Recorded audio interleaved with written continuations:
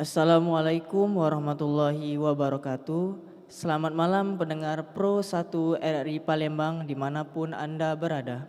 Malam ini Tadarus Al-Quran bersama kami dari Pondok Pesantren Modern Terpadu Nurul Qomar Palembang akan membacakan surah An-Nisa ayat 24 juz 5.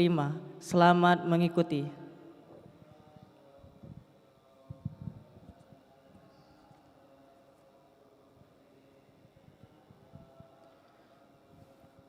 أعوذ بالله من الشيطان الرجيم بسم الله الرحمن الرحيم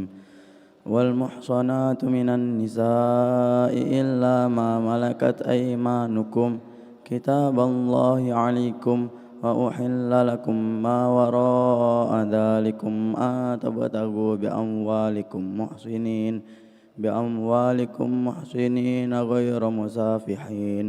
فما استمتعتم به منهن فآتوهن أجورهن فريضة ولا جناح عليكم فيما تراضيتم به من بعد الفريضة إن الله كان عليما حكيما ومن لم يستطع منكم طولا أن ينكح المحصنات المؤمنات فمما ملكت أيمانكم من فتياتكم المؤمنات والله أعلم بإيمانكم بعضكم من بعض فانكحوهن بإذن أهلهن وآتوهن أجورهن بالمعروف محصنات غير مسافحات ولا متخذات أخدان فإذا أحصن فإن أتين بفاحشة فعليهن نصف ما على المحصنات من العذاب ذلك لمن خشي العنة منكم وأن تصبروا خير لكم والله غفور رحيم يريد الله ليبين لكم ويهديكم سنن الذين من قبلكم ويتوب عليكم والله عليم حكيم والله يريد أن يتوب عليكم ويريد الذين يتبعون الشهوات أن تميلوا ميلا عظيما يريد الله أن يخفف عنكم وخلق الإنسان ضعيفا يا أيها الذين آمنوا لا تأكلوا أموالكم بينكم بالباطل إلا أن تكون تجارة عن تراض منكم ولا تقتلوا أنفسكم إن الله كان بكم رحيما ومن يفعل ذلك عدوانا وظلما فسوف نصليه نارا وكان ذلك على الله يسيرا إن تجتنبوا كبائر ما تنهون عنه نكفر عنكم سيئاتكم وندخلكم مدخلا كريما ولا تتمنوا ما فضل الله به بعضكم على بعض للرجال نصيب مما اكتسبوا وللنساء نصيب مما اكتسبن واسألوا الله من فضله إن الله كان بكل شيء عليما ولكل جعلنا موالي مما ترك الوالدان والأقربون والذين عقدت أيمانكم فآتوهم نصيبهم إن الله كان على كل شيء شهيدا الرجال قوامون على النساء بما فضل الله بعضهم على بعض وبما أنفقوا من أموالهم فالصالحات قانتات حافظات للغيب بما حفظ الله واللاتي تخافون نشوهن فعظوهن واهجروهن في المضاجع واضربوهن فإن أطعناكم فلا تبغوا عليهن سبيلا إن الله كان عليا كبيرا وإن خفتم شقاق بينهما فابعثوا حكما من أهله وحكم من أهلها إن يريدا إصلاحا يوفق الله بينهما إن الله كان عليما خبيرا واعبدوا الله ولا تشركوا به شيئا وبالوالدين إحسانا وبذي القربى واليتامى والمساكين والجار ذي القربى والجار الجنوب والصاحب بالجنب وابن السبيل وما ملكت أيمانكم إن الله لا يحب ما كان مختالا فخورا الذين يبخلون ويأمرون الناس بالبخل ويكتمون ما آتاهم الله من فضله وأعتدنا للكافرين عذابا مهينا والذين ينفقون أموالهم رئاء الناس ولا يؤمنون بالله ولا باليوم الآخر ومن يكن الشيطان له قرينا فساء قرينا وماذا عليهم لو آمنوا بالله واليوم الآخر وأنفقوا مما رزقهم الله وكان الله بهم عليما إن الله لا يظلم مثقال ذرة وإن تك حسنة يضاعفها ويؤتي من لدنه أجرا عظيما فكيف إذا جئنا من كل أمة بشهيد وجئنا بك على هؤلاء شهيدا يومئذ يود الذين كفروا وعصوا الرسول لو تسوى بهم الأرض ولا يكتمون الله حديثا يا أيها الذين آمنوا لا تقربوا الصلاة وأنتم سكارى حتى تعلموا ما تقولون ولا جنبا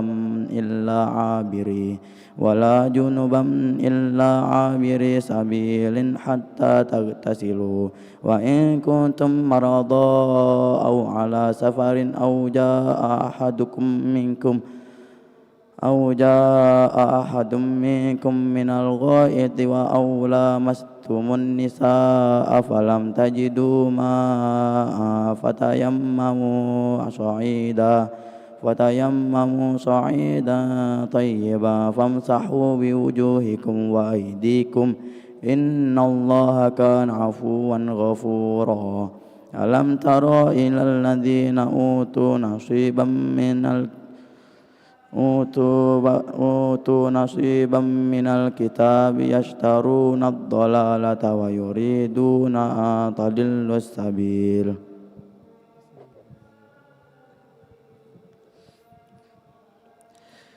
والله أعلم بأعدائكم وكفى بالله وليا وكفى بالله نصيرا من الذين هادوا يحرفون الكلم عن مواضعه ويقولون سمعنا وعصينا واسمع غير مسمع ورائنا ليا بألسنتهم وطعنا في الدين ولو أنهم قالوا سمعنا وأطعنا واسمع وانظرنا لكان خير لهم وأقوم ولكن لعنهم الله بكفرهم فلا يؤمنون إلا قليلا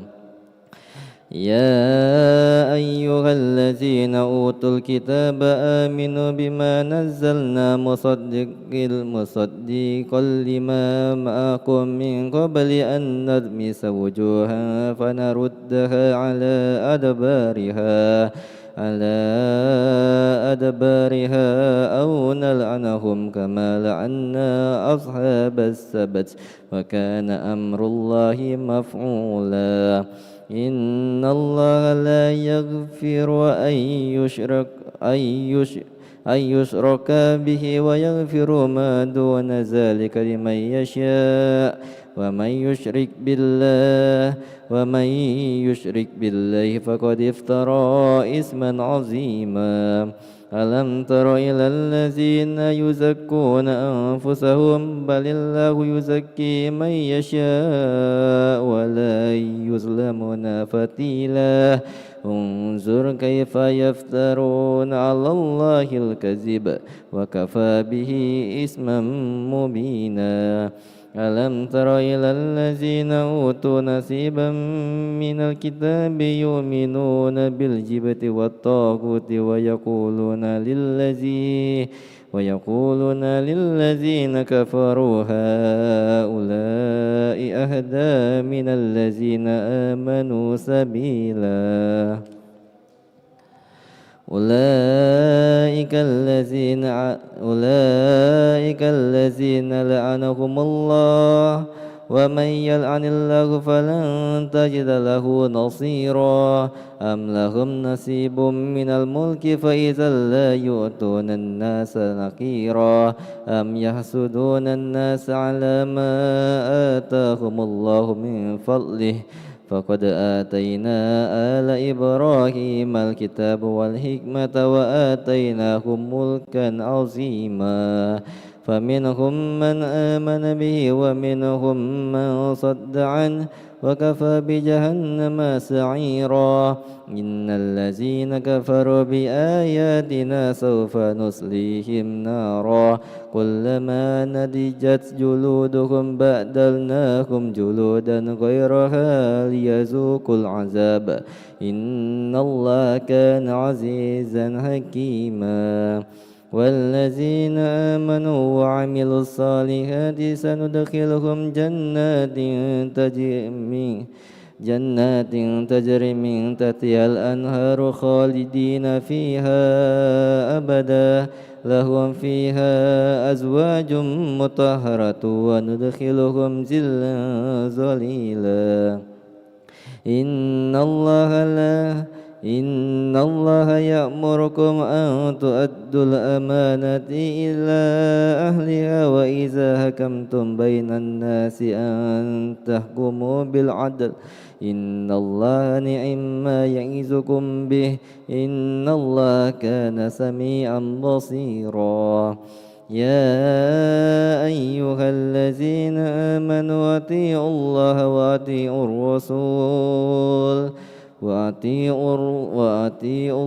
وأطيعوا الرسول وأولي الأمر منكم فإن تنازعتم في شيء فردوه إلى الله والرسول إن كنتم تؤمنون بالله واليوم الآخر ذلك خير وأحسن تأويلا ألم تر إلى الذين يزعمون أنهم آمنوا بما أنزل إليك وما أنزل من قبلك يريدون أن يتهاكموا إلى الطاغوت وقد أمروا أن يكفروا به ويريد الشيطان أن يضلهم ضلالا بعيدا وإذا قيل لهم تعالوا إلى ما أنزل الله وإلى الرسول رأيت المنافقين يصدون عنك صدودا فكيف إذا أصابتهم مصيبة بما قدمت أيديهم ثم جاءوك يحلفون بالله إن أردنا إلا إحسانا وتوفيقا أولئك الذين يعلم الله ما في قلوبهم فأعرض عنهم وعظهم وقل لهم في أنفسهم قولا بليغا وما أرسلنا من رسول إلا ليطاع بإذن الله ولو أنهم إذ ظلموا أنفسهم جاءوك فاستغفروا الله واستغفر لهم الرسول لوجدوا الله توابا رحيما فلا وربك لا يؤمنون حتى يحكموك فيما شجر بينهم ثم لا يجدوا في أنفسهم حرجا مما قضيت ويسلموا تسليما. ولو أنا كتبنا عليهم أن اقتلوا أنفسكم أو اخرجوا من دياركم ما فعلوه إلا قليل منهم ولو أنهم فعلوا ما يوعظون به لكان خيرا لهم وأشد تثبيتا وإذا لآتيناهم من لدنا أجرا عظيما ولهديناهم صراطا مستقيما ومن يطع الله ورسوله فأولئك مع الذين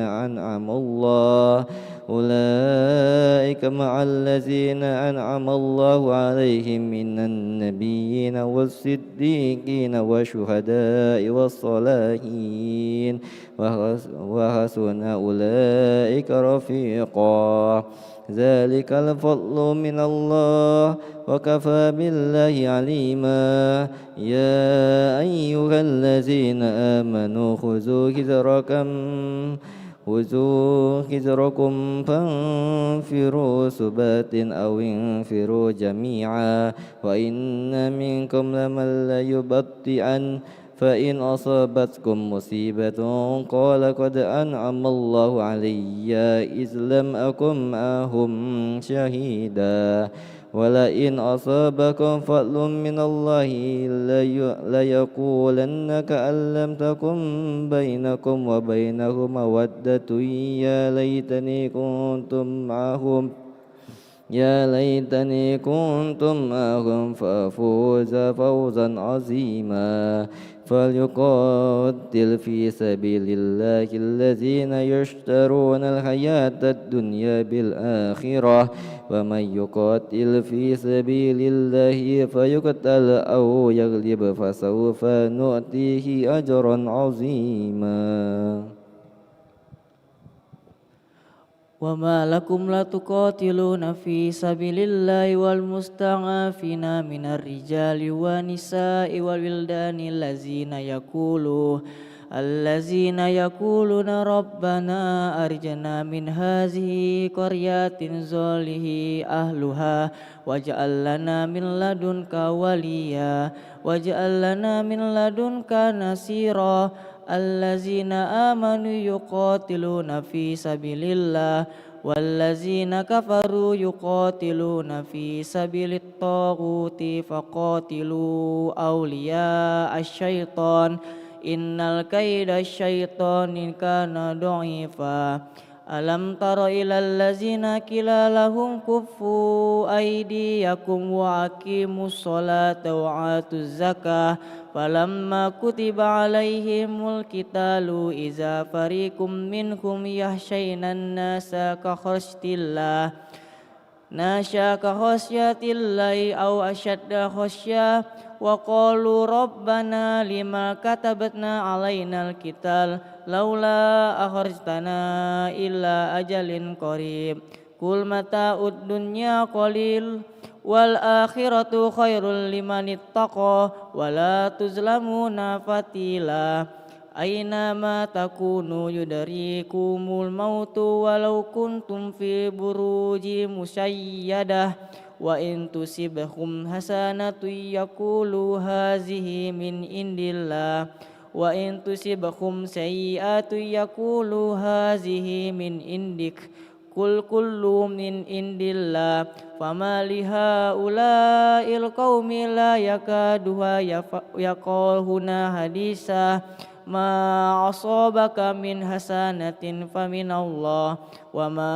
أصابك من سيئة فمن نفسك وأرسلناك للناس رسولا وكفى بالله شهيدا.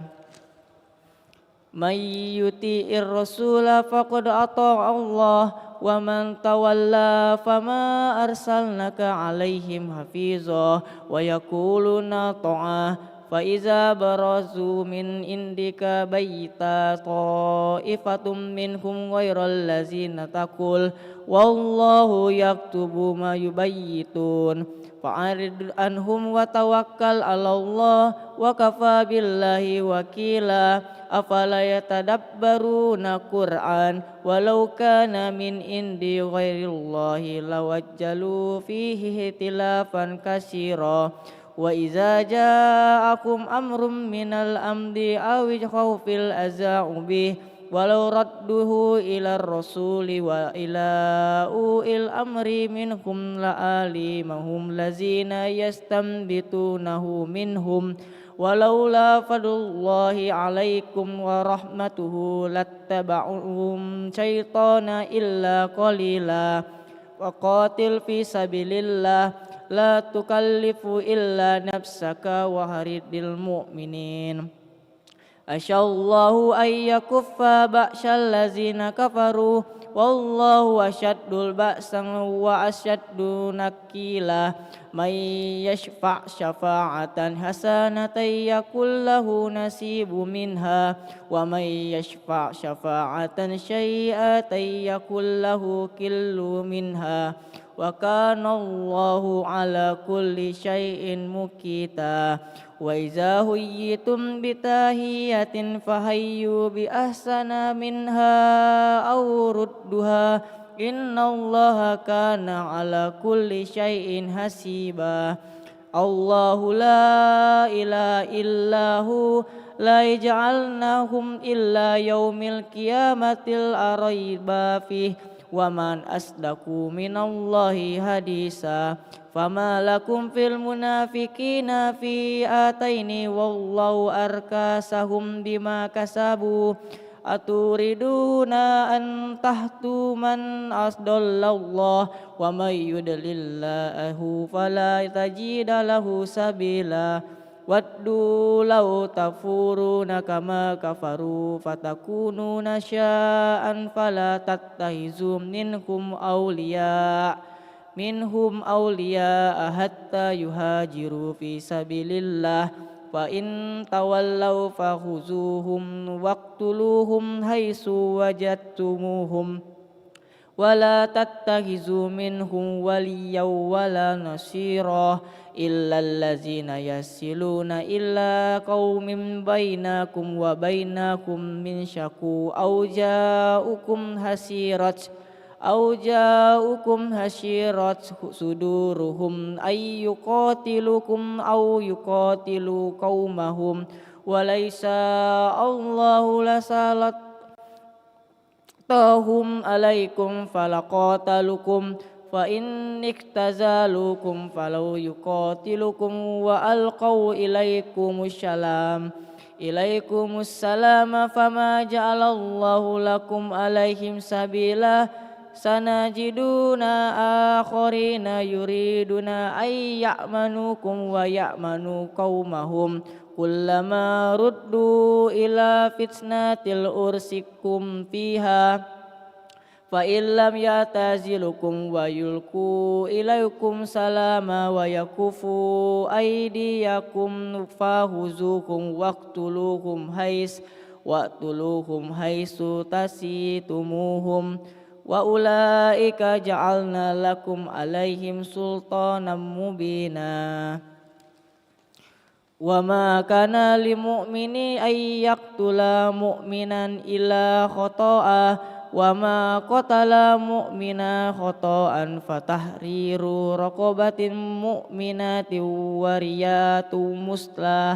وريات مسلمة إلا أهله إلا أن يصدقوا فإن كان من قوم عدو لكم وهم مؤمنون فتحرير رقبة مؤمنة وإن كان من قوم بينكم وبينهم ميثاق قديم ميثاق فدية مسلمة إلا أهلهم وتحرير رقبة مؤمنة فما لم يجد نصيهم شهرات متتابعة تربة من الله وكان الله عليما حكيما ومن يقتل مؤمنا متعمدا فجزاؤه جهنم خالدا فيها وغضب الله عليه ولعنه وأعد له عذابا عظيما يا أيها الذين آمنوا إذا ضربتم في سبيل الله فتبينوا ولا تقولوا لمن ألقى إليكم السلام ليس المؤمنا تبتغون عرض الحياة الدنيا فعند الله مغانم كثيرة كذلك كنتم من قبل فمن الله عليكم فتبينوا إن الله كان بما تعملون خبيرا.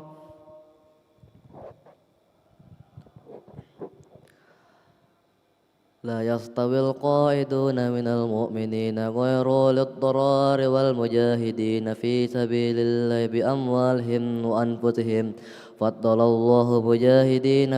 بأموالهم وأنفسهم على القائدين درجة وكل على الله حسنى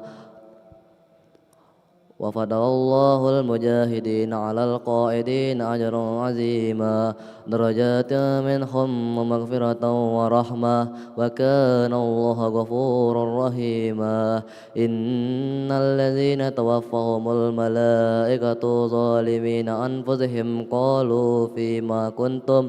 قالوا كنا مستضعفين في الأرض قالوا ألم تكن أرض الله واسعة فتهاجرون فيها فأولئك مأواهم جهنم وساءت مصيرا إلا المستضعفين من الرجال والنساء والولدان لا يستطيعون حيلة ولا يهتدون سبيلا فأولئك عسى الله أن يعفو عنهم وكان الله عفوا غفورا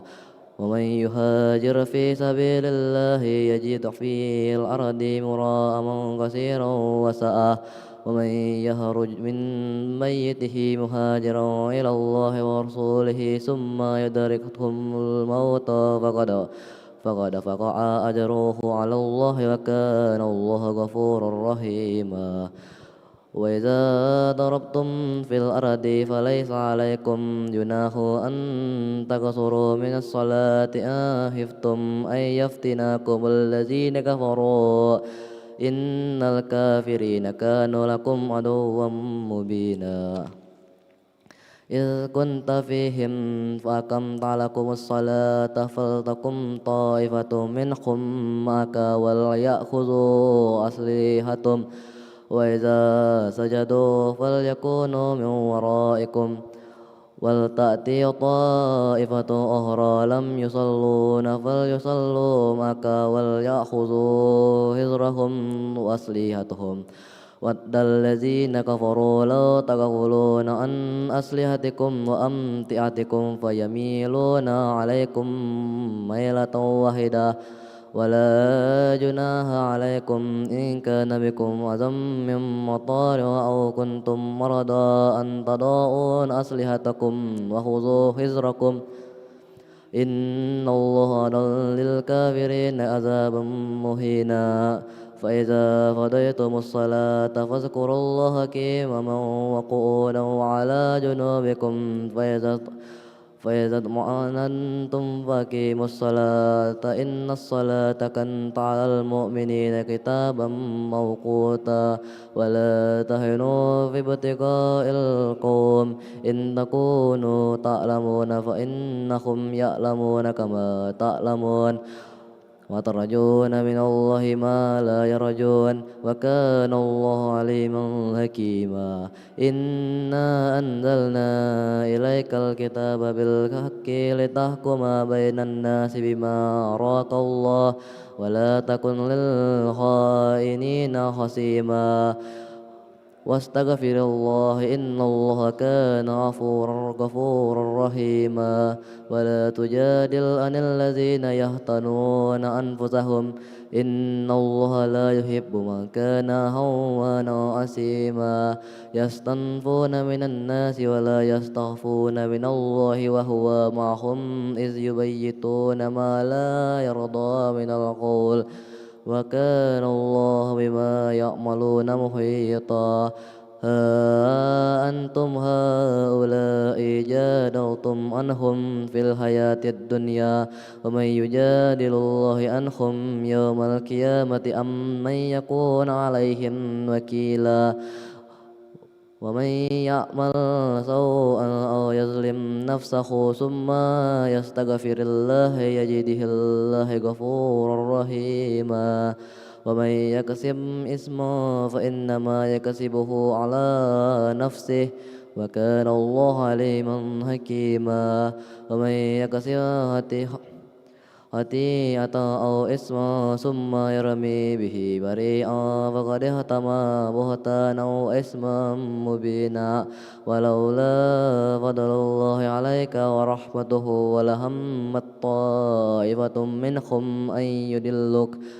وما يضلون إلا أنفسهم وما يضرونك من الشيء وأنزل الله عليك الكتاب والحكمة وعلمك ما لم تكن تعلم وكان فضل الله عليك عظيما لا خير في كثير من نجواهم إلا من أمر بصدقة أو معروف أو إصلاح بين الناس ومن يفعل ذلك ابتغاء مرضات الله فسوف نؤتيه أجرا عظيما ومن يشاكك الرسول من بعد ما تبين له الهدى ويتبع غير سبيل المؤمنين نوله ما تولى ونصله جهنم وساءت مصيرا إن الله لا يغفر أن يشرك به ويغفر ما دون ذلك لمن يشاء ومن يشرك بالله فقد ضل ضلالا بعيدا إن يدعون من دونه إلا إناثا وإن يدعون إلا شيطانا مريدا لعنه الله وقال لا تهزن من عبادك نصيبا مفروضا ولا أدلنهم ولا أمنينهم ولا آمرنهم فلا يبتكن آذان الأنعام ولا أمورنهم فلا يغيرون خلق الله ومن يتخذ الشيطان وليا من دون الله فقد خسر خسرانا مبينا يعدهم ويمنهم وما يديعهم الشيطان إلا غرورا أولئك مأواهم جهنم ولا يجدون عنها محيصا والذين آمنوا وعملوا الصالحات سندخلهم جنات تجري من تحتها الأنهار خالدين فيها أبدا وعد الله حقا ومن أصدق من الله قيلا ليس بأمانيكم ولا أماني أهل الكتاب من يعمل سوءا يجز به ولا يجد له من دون الله وليا ولا نصيرا ومن يعمل من الصالحات من ذكر أو أنثى وهو مؤمن فأولئك يدخلون الجنة ولا يظلمون نقيرا ومن أحسن دينا ممن أسلم وجهه لله وهو محسن واتبع ملة إبراهيم حنيفا واتخذ الله إبراهيم خليلا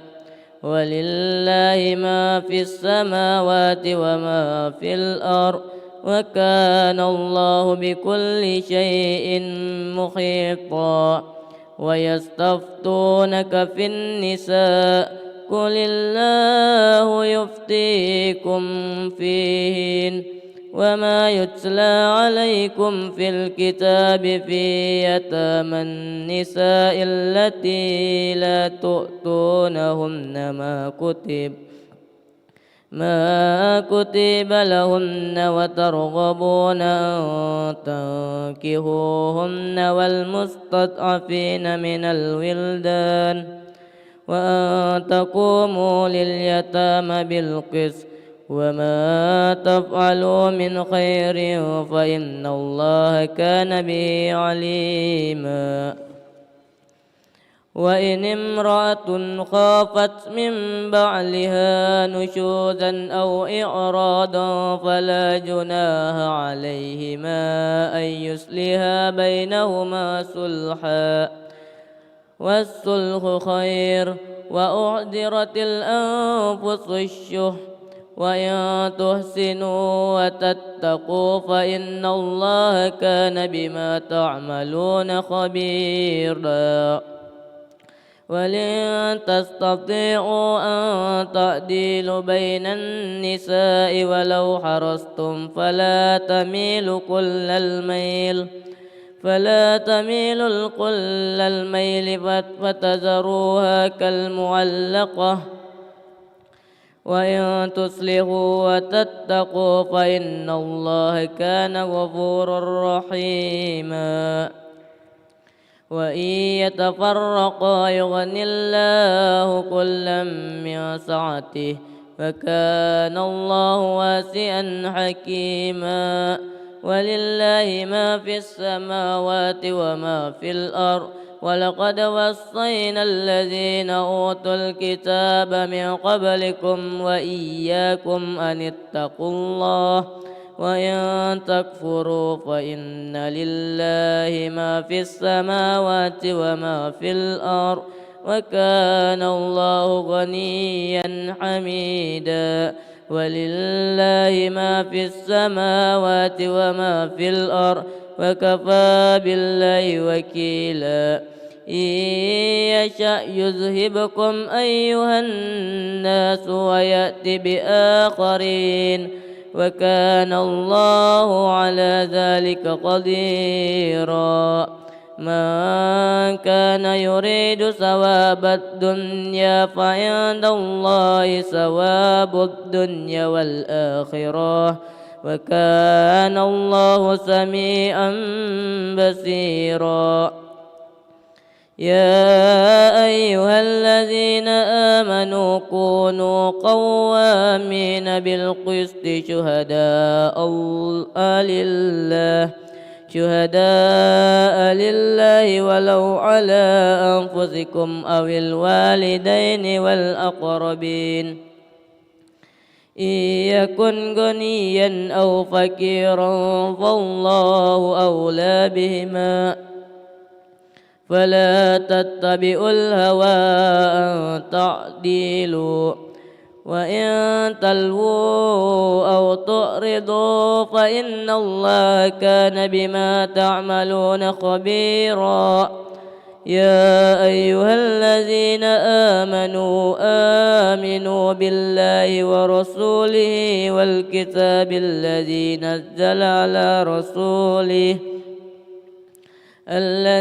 نزل على رسوله والكتاب الذي أنزل من قبل ومن يكفر بالله وملائكته وكتبه ورسله واليوم الآخر فقد ضل ضلالا بعيدا إن الذين آمنوا ثم كفروا ثم آمنوا ثم كفروا ثم ازدادوا كفرا لم يكن الله ليغفر لهم ولا ليهديهم سبيلا بشر المنافقين بأن لهم عذابا أليما الذين يتخذون الكافرين أولياء من دون المؤمنين أيبتغون عندهم العزة فإن العزة لله جميعا وقد نزل عليكم في الكتاب أن إذا سمعتم آيات الله يكفر بها ويستهزأ بها فلا تقعدوا معه حتى يخوضوا في حديث غيره إنكم إذا مثلهم إن الله جامع المنافقين والكافرين في جهنم جميعا الذين يتربصون بكم فإن كان لكم فتح من الله قالوا ألم نكن معكم وإن كان للكافرين نصيب قالوا ألم نستحوذ عليكم ونمنعكم من المؤمنين فالله يحكم بينكم يوم القيامة ولن يجعل الله للكافرين على المؤمنين سبيلا إن المنافقين يخادعون الله وهو خادعهم وإذا قاموا إلى الصلاة قاموا كسالى يراءون الناس ولا يذكرون الله إلا قليلا مذبذبين بين ذلك لا إله هؤلاء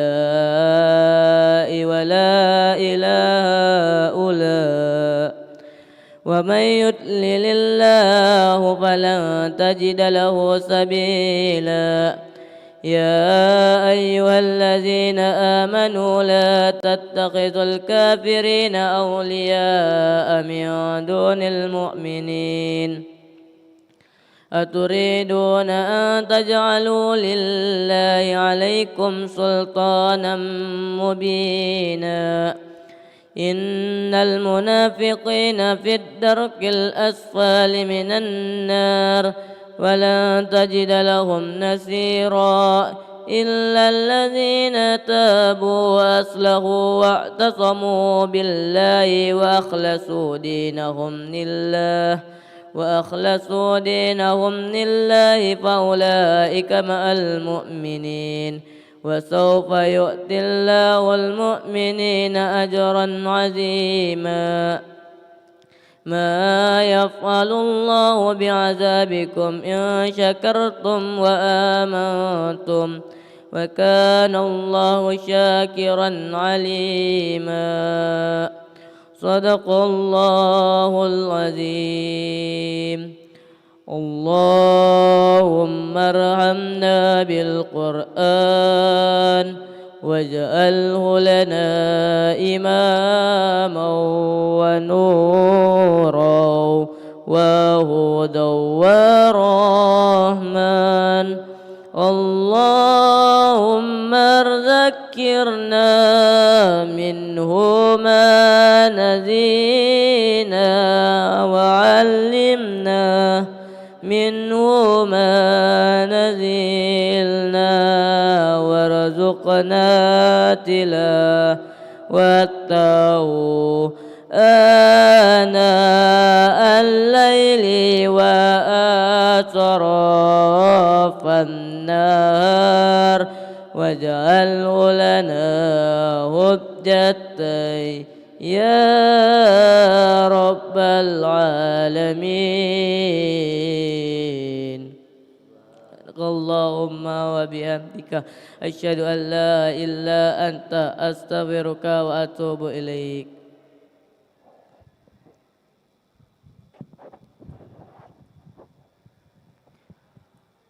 Demikianlah tadarusan Al-Quran malam hari ini tanggal 22 bulan Februari tahun 2026 bertepatan dengan 5 Ramadan 1447 Hijriah. Kami dari Pondok Pesantren Modern Terpadu Nurul Qomal Palembang mengucapkan terima kasih untuk kebersamaan Anda. kembali ke studio untuk mengikuti acara selanjutnya. Wassalamualaikum warahmatullahi wabarakatuh.